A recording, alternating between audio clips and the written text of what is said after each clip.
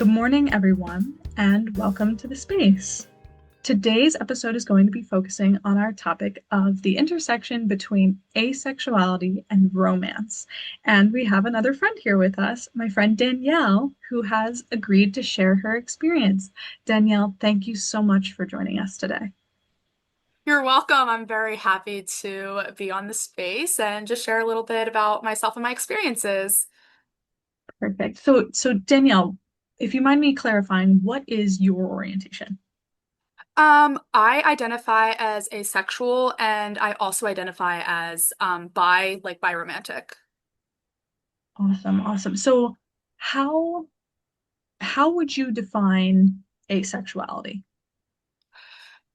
For me, I feel like I have a pretty standard definition of asexuality in that I think of it to be as little to no sexual attraction to other individuals. I also like to preface that asexuality is an umbrella term, that there's a lot of other kind of sub-identities along with that, that I think can sometimes be glossed over. So I think that's also important that it's an umbrella term for a lot of other sub-identities and experiences. Yeah, absolutely. And I believe we covered that in one of the earlier episodes, talking about how, the experience of being allosexual to being asexual is a huge spectrum. And asexuality is an umbrella as well as allosexuality is an umbrella. There is no one way to be. And so today we're talking about your way to be. So, how do you feel that your orientation has impacted the way you kind of interact with the world? This has always been such a loaded question to answer. I've gotten it before, like people have asked me in various type of ways. Um, but I think that asexuality and the way that I kind of experience that along with romance is like it's like a huge part of me and it like is almost fully how I see the world because it's the way I kind of experience relationships in general. Um, I feel as if I've experienced relationships and things like that very differently than a typical allosexual person. People who aren't asexual, it's very different. For me, I think that means I've always focused more, and these are both platonic and romantic relationships. I've focused more on emotional experiences as well as just like more of like a bond focused thing rather than actual sexual attraction and appeal and like desires in that regard, which I feel like are so prominent in our current societal world, especially in the United States.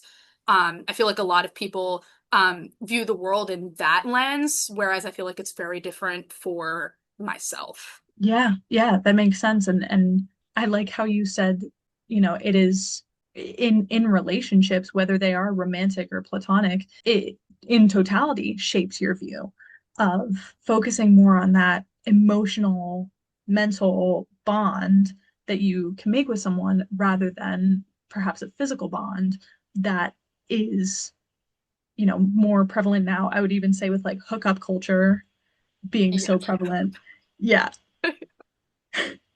Um, what would you say within, if we look, how society may be more sexually focused, what do you wish that other people knew about experiencing both asexuality as well as a romantic identity? Yeah, I guess for me, it's just I wish people knew that just because I'm not into sexual attraction and desires as much doesn't mean that I don't love and care about the other person that I'm, trying to pursue a romantic connection with.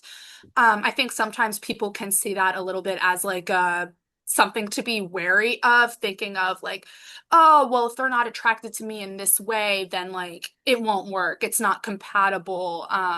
Things like that. Um, but I feel like I want to put that out there. That's not what it means. Like it's just kind of like it's just because I'm not attracted to you in that way doesn't mean I'm not attracted to you in other ways. It just happens to be more romantically focused, as opposed to sexually focused. So at what point did you realize, hey, I might be both asexual and biromantic, if you don't mind me asking? Yeah, definitely a little bit of a longer story. I think I heard about asexuality a lot earlier than some other people. I heard it for the concept of asexuality. I heard it for the first time when I was in sixth grade. So I feel like I was kind of young because like some of my other asexual friends didn't even like hear about it until like high school or sometimes college, and like they're like, "Whoa, this exists." But I actually had a friend at the time in middle school who identified as asexual. Um, and so that kind of like got me thinking like, "Oh, what is this?" Like, me just trying to find myself as a young middle school kid. Um, and so hearing like a bunch of people like explaining their experiences and what they're identifying as made me start to question kind of my own identity in a sense, especially because I was never the type of person to like feel these super strong like sexual desires as then people started talking about like come late middle school, early high school, and it was just something that I was kind of navigating. I didn't actually identify with asexual as my orientation until 10th grade. I just wanted to take some time to like really think about it because, when you kind of advertise that, like I didn't want to like advertise being asexual falsely. But that was just more of a personal thing. Like I didn't want to be paranoid that I was like, falsely Yeah. representing the asexual community and all of that. Hmm. Um, but then I was also questioning it because I still felt like I had, like people have like celebrity crushes. Like I still kind of had those, but I feel like it wasn't in the same way as some of my Yeah. friends. So it took me a while to realize that, these celebrity like crushes or obsessions that I was having were really just like romantically focused, but I didn't like connect the dots right away. Hmm. Um, so that then kind of led me to exploring my romantic identity a little bit more, coming like later in high school and then early on in college, and then having a couple of romantic experiences then really kind of solidified how I felt romantically in that portion of my identity. Yeah, that makes sense.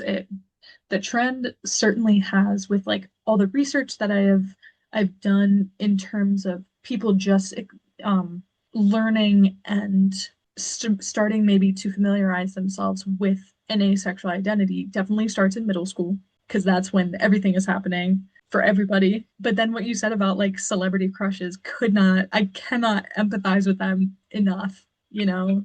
When people were like, "Oh, who's your celebrity crush?" It was like, well, I mean, like, I find this person really pretty. Like, my celebrity crush for a while was Chris Pine. And I was like, I find him really pretty. And they were like, yeah, but I was like, no, he's really pretty.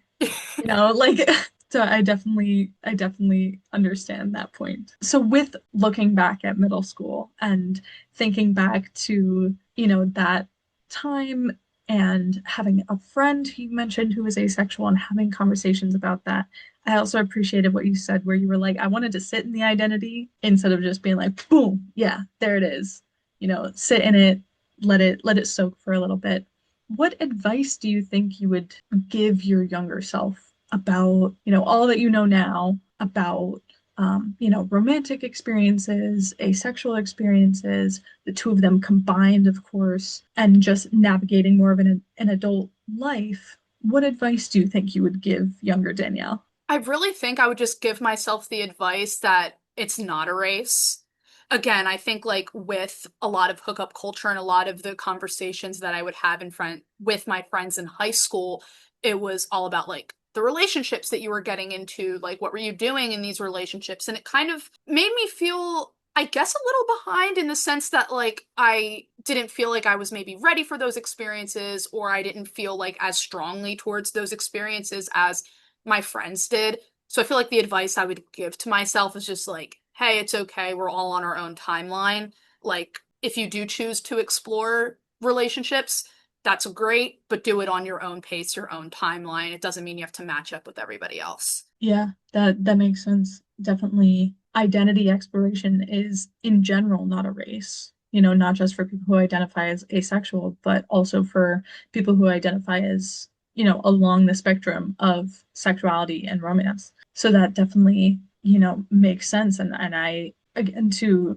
your earlier point, letting yourself sit and kind of soak in that, making sure that this feels right But even if it doesn't feel right, also, as you said, giving yourself the space to like let yourself be different or let yourself be whatever, in middle school when like whatever is actually a concept. Because you mentioned again how your orientation largely affects the way you perceive and interact with the world. Could you give me some more examples of like where you may see that a lot with more emotional aspects rather than physical aspects? Are there any like examples that you could give in terms of my asexuality is definitely the reason for this, or my biromanticism is definitely the reason for this, both of them together? Like, Yeah, I feel like sometimes even making friends itself kind of like has kind of a impact on the way I view the world. And I think it's because I've always, and I feel like my identity is part of it, but having a hard time making friends a little bit because of it, just because I feel like I am viewing the world so differently compared to a lot of people. Certain times when people will bring up stuff like I'm 21, I've been to the bars a couple times, and I feel like even those experiences, I'm like, people try to get into these conversations with me and I'm kind of like, I don't know about this, like I don't think we're here for the same reasons. So I feel like things like that is like even like trying to connect with people in social settings. I think there's a disconnect between why I'm there versus why other people are there, which I mhm, think goes back to the point you mentioned earlier about kind of the hookup culture, which happens a lot at like these social events like bars, etc., where I think other people might be looking for maybe that type of experience or something along those lines, where I'm kind of just there to like make friends or hang out with the friends that I'm there with, sing yes. karaoke, like just have a good time. But I think there is a little bit of a disconnect there in terms of like making friends because there's just like two different intentions like going into some of these types of social events now that I've gotten older. I think even the media I consume sometimes is a little bit different. I read a lot of books, so I'm on book talk and all of that. And I feel like even like some of the books that I'm interested, I feel like fall in such a different category because I'm looking for something different when I read Yeah. compared to other people. Like I know a lot of friends of mine, like they read books that like I don't know if you're familiar with it, but like the whole like there's spicy books or Yeah. whatever. And like Yeah. and this isn't to say that I don't enjoy those books sometimes, but it's like that's not why I read those books. So I feel like there's a disconnect there too, where I feel like I read books for the plot, the characters, and kind of how they can bond like as friends, allies, even like enemies, or just more like relationship focused in that way, as opposed to like what characters are getting with each other and like how like what they're doing in that type of way. So I feel like even the way that I interact with some of my like online bookish friends, sometimes there's a little bit of a disconnect because I feel like we're reading sometimes the same book, but looking for different things within the same book, if that Yeah. makes sense. No, that totally makes you and I are like on the same level with going to the bar. Like, I'm not really that big into bar culture, but I like if I were to find a place that was more focused on the dance floor and the karaoke bar, that would be the spot rather than like, hey, pretty mama, let me like grind on you a little, like that kind of stuff. And then with the books, absolutely. Me and my friend, we can read the same book and get two different things out of it. And it's like, I am here for, the slow burn. I'm here for the, dragons, the sword fighting, the battle scenes, stuff like that. That can be, I think within book talk, it's like more, what is it, like romanticy Yeah. there now, but there's that like little spicy element where people are reading it for the spice. I've had friends of mine straight up open a book in Barnes and Noble and start reading the spicy moments, and I'm like, you gotta start at the beginning. Like, how do you just know that it's there, you know? Yeah, I've even seen videos on TikTok where it'll show like all the chapters with like the different spices, Yes. and I'm like, are we just skipping the rest of the book? Like, it's crazy to me. It's like a little shortcut code for all of the spicy scenes, and then the rest is just irrelevant, I guess. But Yeah, it's like, why would you skip? I don't know. Why would you skip to that part of the movie instead of like instead of the part where, oh, someone's hurt and like, then the peril, the plot, the characters, you and I are on the same wavelength with that kind of stuff. And to your point, like it's little stuff. I don't know. In the episode about asexuality and gender, the interviewee that we had, the guest we had on, said that it's like just enough where it's like you have to duck under a door frame because it's like being tall in a world made for short people. And I feel like, especially with those like social experiences, it's like those little things where you're like, that can become bigger things. That's actually a really good analogy. I didn't even think of it that way, but that's really good. That's Hmm. really good And it and was very like, accurate. yeah, very accurate, where it's like, you never thought of it that way, but then, when it does take you, maybe the conversation is awkward with your friends about like, hey, what are we going to the bars for? Or you're talking over book club. It's just that like that extra step that makes you, think a little bit more about it. Which again goes back to your larger point of like it's all of how I see the world. And so to kind of wrap it all up, at the end of every episode, I ask, what is the audience's favorite thing about their identity? What do you think is your favorite part about your identity? I think my favorite part is how much I feel like I personally focus on the um I guess the emotional relationships that I'm able to form with the people that are close to me.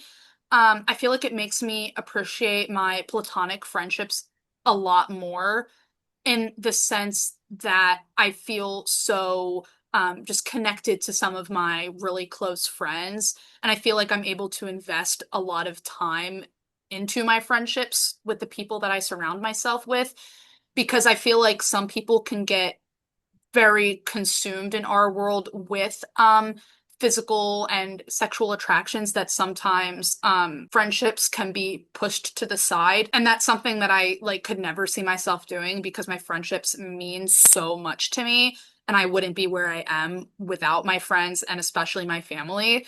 So I feel like my identity has made me value my friendships just that much more, knowing that like these are the people that are with me by my side all the time. So yeah, I think that's something that's just really important to me because I'm focusing on like those aspects of relationships a lot more. Yeah, that makes sense. And to your point of like these are the people I've chosen to surround myself with, and it's not because of physical attraction or any whatever it may be physically, it's because there's such a strong emotional bond. That totally makes sense. Thank you for sharing what you feel that makes your relationship and your way of navigating the world so special. And thank you again for coming and sharing your experiences in general on this space. This was so valuable. And I am just so grateful to you that you wanted to share your experiences and share your stories. Of course, I'm so glad that I was on. This was a really great conversation and it was a lot of fun. Again, thank you. And to the rest of you all, we will see you again next time here at the space.